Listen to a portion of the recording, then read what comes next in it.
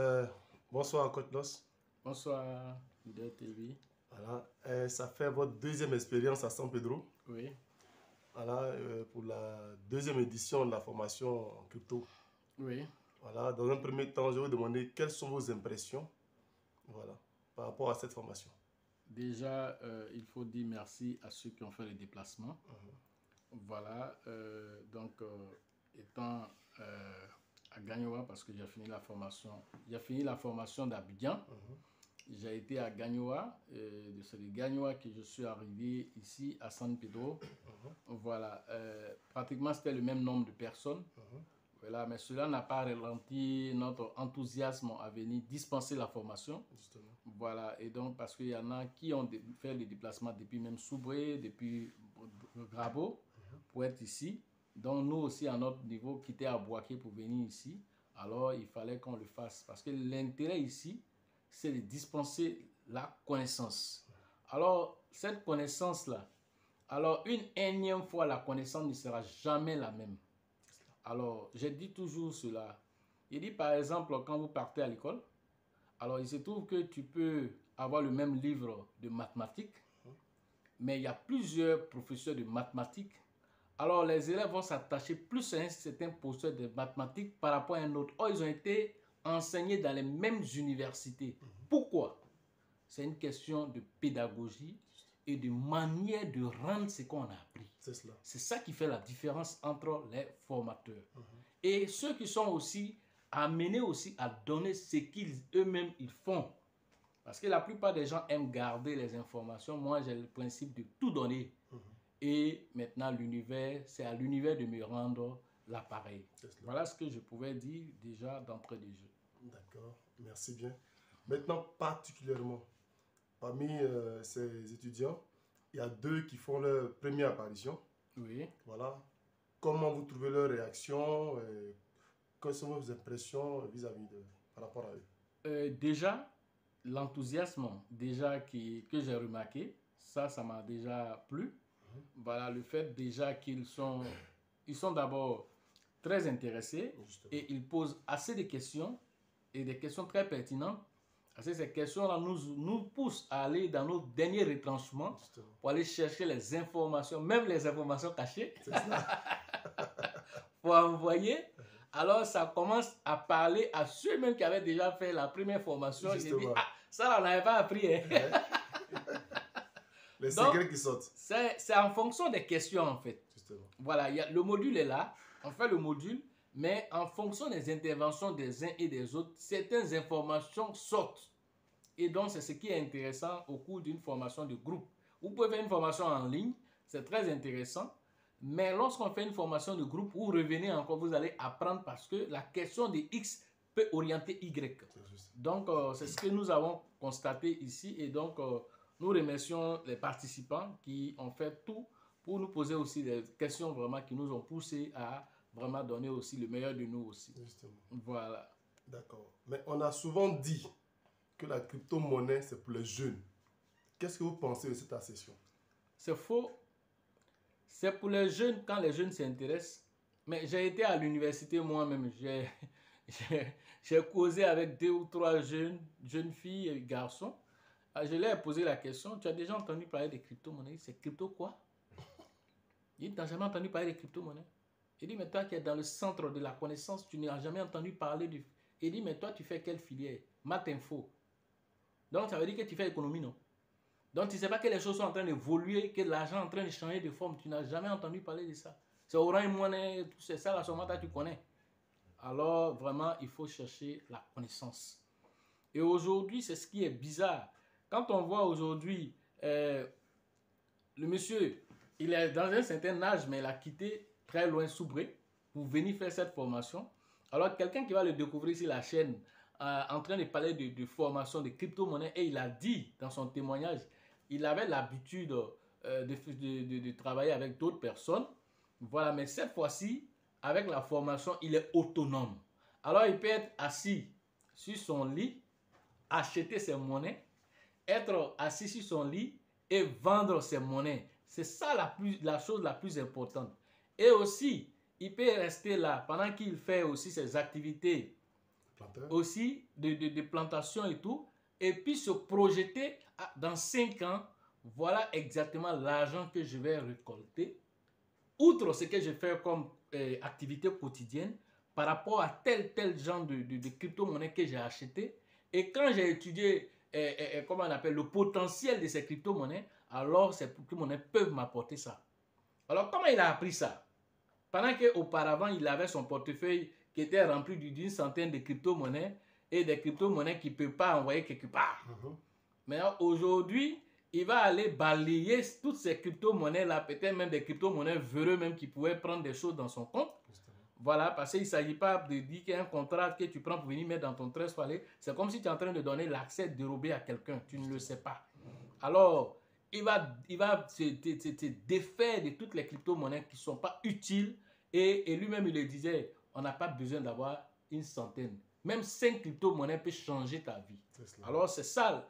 Nous, quand on entend ça, après une formation, on sait que ce qu'on a donné là, c'est rentré. Et c'est ce qui fait la joie. Ça, ce n'est pas une affaire de vieux, ce n'est pas une affaire de vieilles femmes, de jeunes. C'est une question d'éducation financière. Alors, l'éducation financière, ce n'est pas la chose qu'on apprend à l'école. À l'école, on t'apprend à devenir un administratif. C'est tout ce qu'on t'apprend.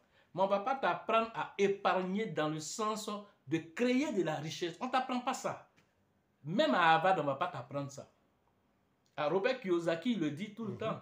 Il dit, si c'était le cas, lui, son professeur d'économie devait être un milliardaire. Il dit, mais son professeur d'économie va venir lui dire quoi? Son professeur de comptabilité va venir lui dire quoi? Il coach quelle société de comptabilité de renom dont il peut prendre l'expérience physique pour venir lui expliquer. Il ne peut pas. Parce que tout ce qu'il a appris, c'est théorique. Si tu fais ici, quand le passif est égal à l'actif, ça te donne tes résultats. Mais est-ce que tu as fait ça sur le terrain? Sur le terrain, il y a d'autres réalités qui peuvent sortir là-bas. Alors, ce sont ces réalités-là qui font les gagnants. C'est cela. Alors, c'est pourquoi Robert Kiyosaki a toujours dit que lui, son procès ne peut rien lui apprendre. Au contraire, c'est lui qui peut apprendre quelque chose à son procès. Voilà, donc aujourd'hui, c'est l'expérience qui fait la différence.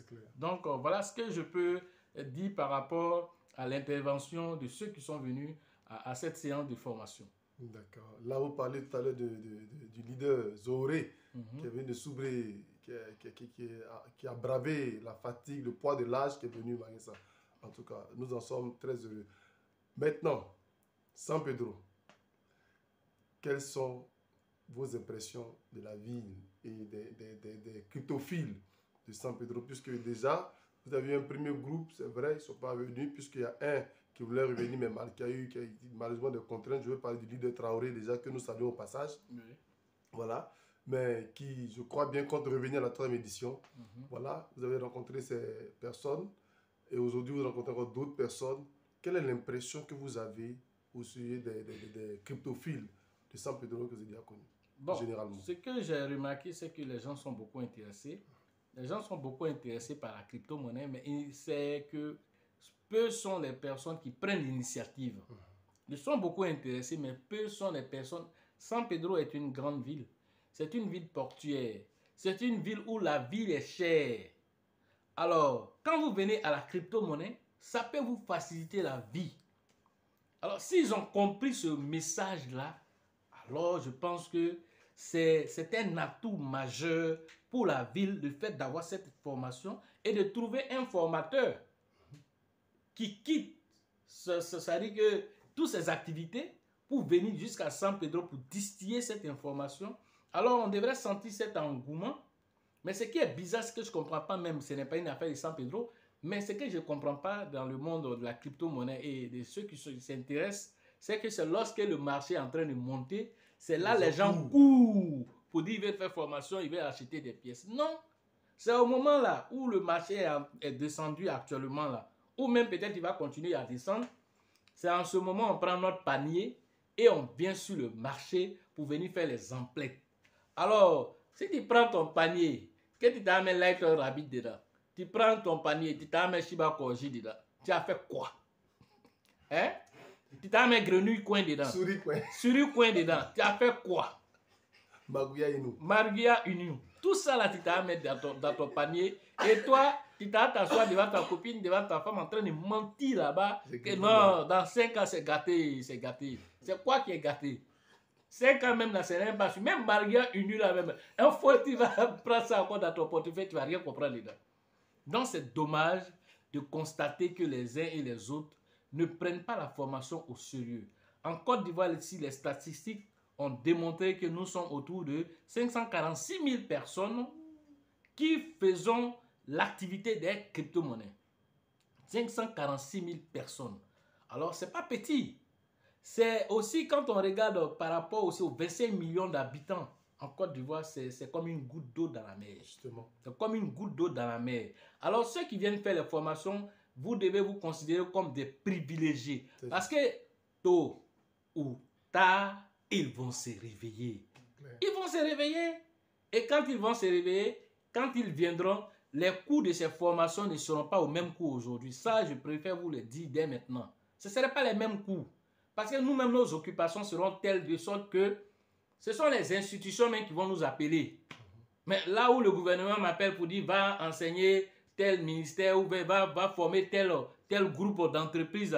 Toi, tu penses que tes miettes que tu vas m'envoyer, elle laisser ça pour aller prendre ce contrat-là.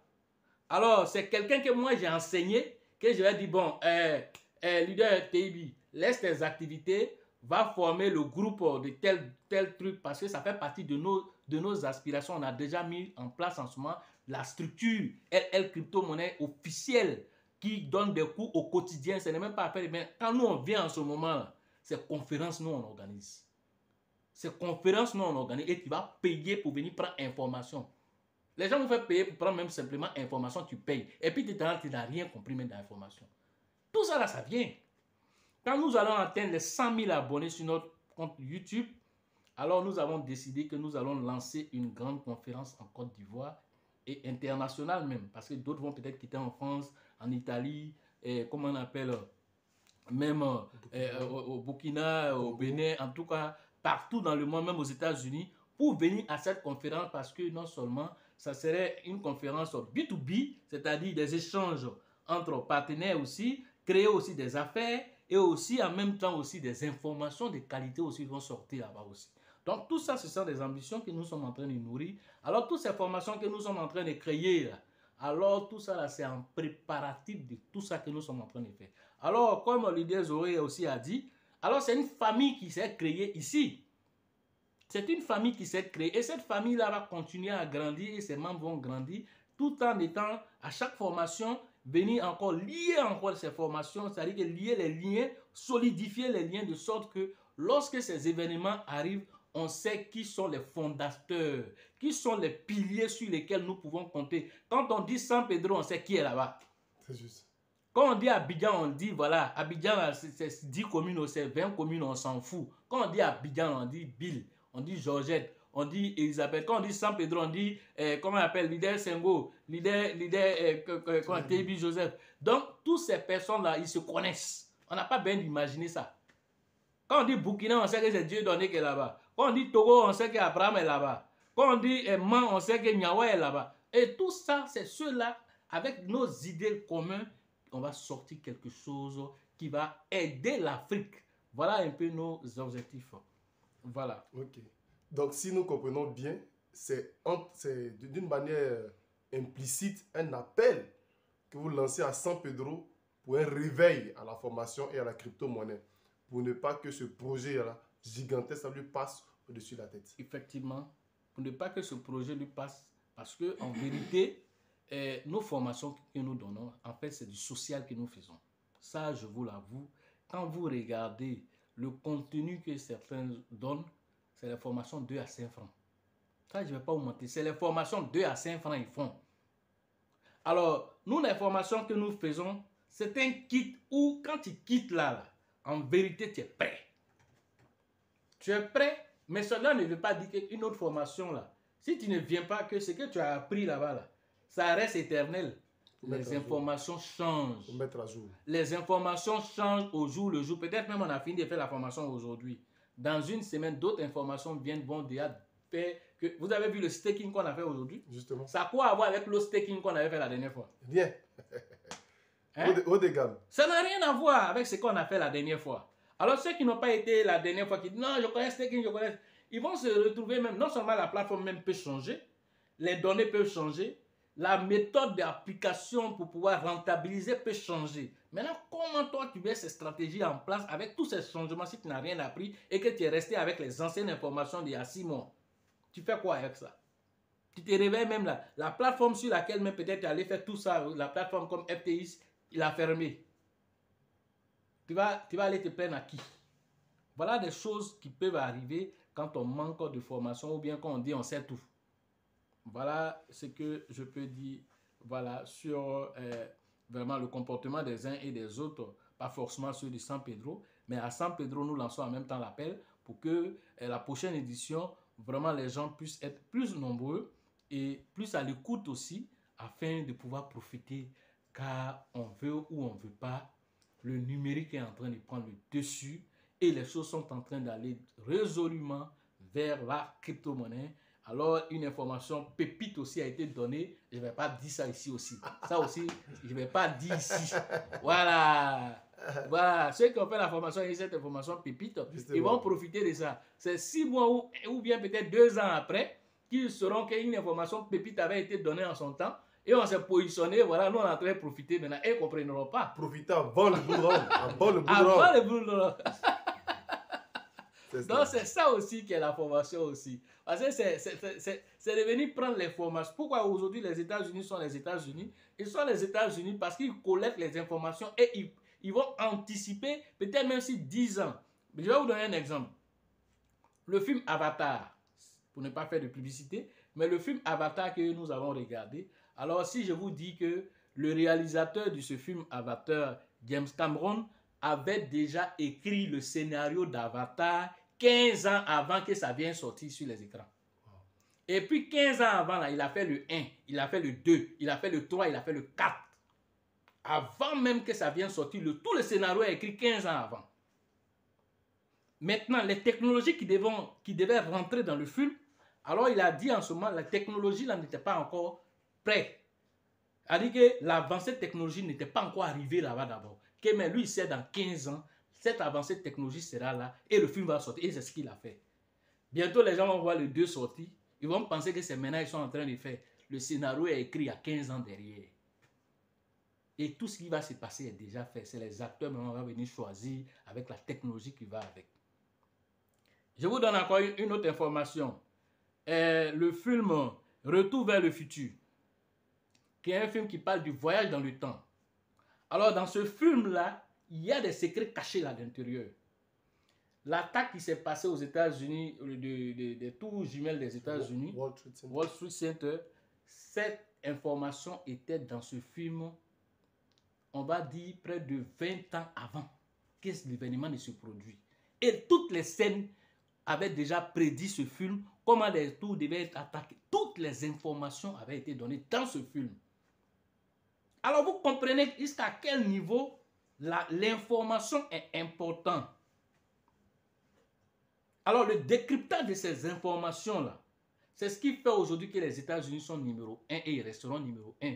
Pourquoi? Parce que la collecte d'informations, le fait d'être toujours là en train de chercher des informations sur tout. Ils sont prêts même à aller dans des pays. Si vous brimez des gens là-bas, allez prendre ces élites, ces personnes, ces cerveaux-là, pour les envoyer dans les pays et les nationaliser, et puis leur donner tout ce qu'il faut pour que les intelligences restent chez eux. Alors tu vas voir un Chinois, il te dit il est américain. Tu vas voir un Kenyan, il te dit là. Tu vas voir un Ivoirien, il te dit il est américain. Pourquoi? C'est ce qui est dans sa tête là qui les intéresse. C'est ce qui est dans sa tête. Si un matin, ils viennent m'appeler pour dire, ah, Coach Loss, viens devenir américain. Rapidement même, il dit, bon, ma famille peut partir à un mois. Il dit, bon, allons. S'il faut avoir double nationalité, je le ferai.